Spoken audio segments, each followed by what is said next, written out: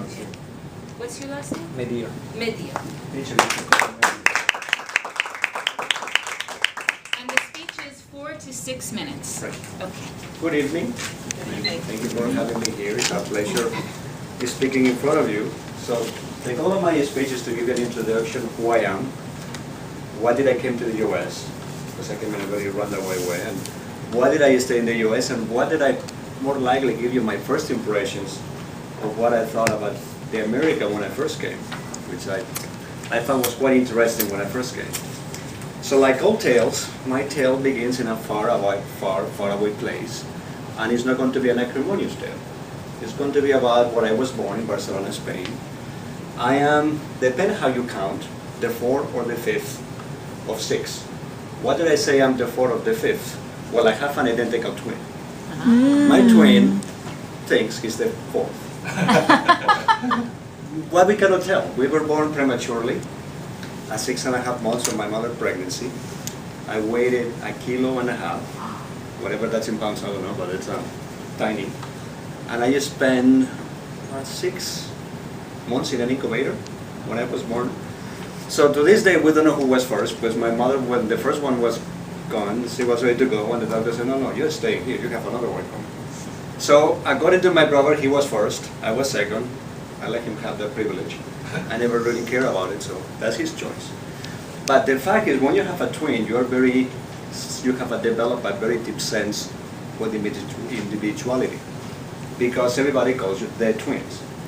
I don't need to tell you how many stories I hear of people. What do you look when you comb your hair? Do you look at your brother? No. Do you have pain when your brother has pain? To this day, I haven't experienced it yet, but maybe someday I will. I don't know. But there are some things, but you develop a really deep sense of who you are. But the thing that for me was the most striking, when I was married, they videotaped my wedding. And it really annoyed me to the 10th degree when I saw myself moving identically as my brother. The twists, the turns, that was incredible. But you have a really deep sense of individuality. So my brother came to the US a year prior to me. I was on exchange, I was about 19, I had repeated a year in high school for Spain because I was a poor student, but my brother had to go to Chicago a year before me.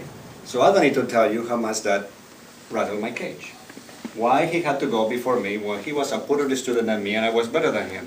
So my father said to me, well, as a bonus, if you amend your ways, I'm going to give you the privilege of going to study abroad. So I did the interview. We have about 200 of us. We got on the plane, and you don't know where you're going to end up. They say you choose whatever you wanted to go. I wanted to choose Colorado because I like snow skiing, and I have seen one American show about Colorado.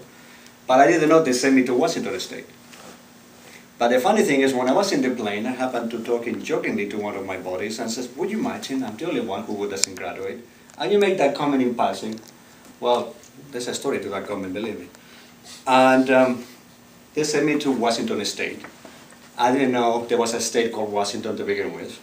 I didn't know there was a state in the corner of the US in the far west that it rains 365 days of the year, that you never see the sun. When you see the sun, you think Jesus had arrived because it's depressing. I never seen so much rain in my whole life.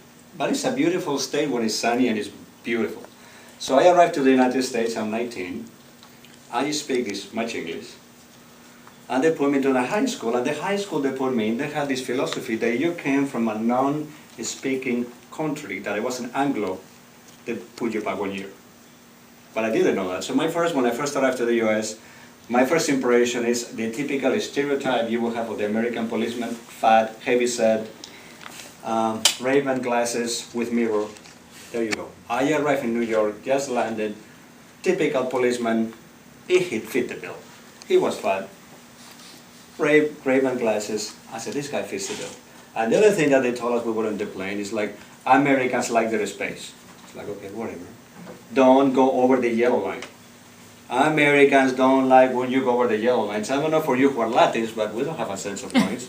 We don't care. We just pile on top of each other. And if we could move somebody out of the way, even better. So that was the first thing I learned. But now the funny thing is, when I go back home, now I have an accent. I have an accent here when I speak Spanish or English. I speak with a Spanish accent. Back home, I speak Spanish with an American accent. And it's kind of funny because I remember when I was giving us introduction, there was this instructor from United States, living in the US like me, 20 plus years. And I thought, boy, this guy speaks so heavy accent. So now it's me when I go back home who has that accent. So to make a long story short, I came here when I was 19. I was a foreign student, and the thing that I'm most proud was that they didn't let me graduate. I had to take a GED. I could have taken a GED in Spanish. I thought that's too easy. So I took it in English. And I passed it by 1 point. Wow. So to this day, I'm the most proud that in 6 months I was able to master enough English to pass an equivalency diploma. With that, I was able to get accepted in a junior college, which I went and studied. From the junior college, I went to San Francisco State, and then from there I went into banking. And after 15 years in banking, I got my field, and I did a 180-degree change, and I went to work for 3M. And the funny thing is, when I was last week, a senior executive was riding with me, he asked me, who do you know at 3M? I said, nobody. You don't know anybody at 3M? It's like, no, it's a big deal. It's like, at 3M, you don't get hired unless you know somebody who helps you get in. And I guess I did such a good job in my interview that I got in that way. So that's a long, short story, and thank you. Excellent. And I win the golden.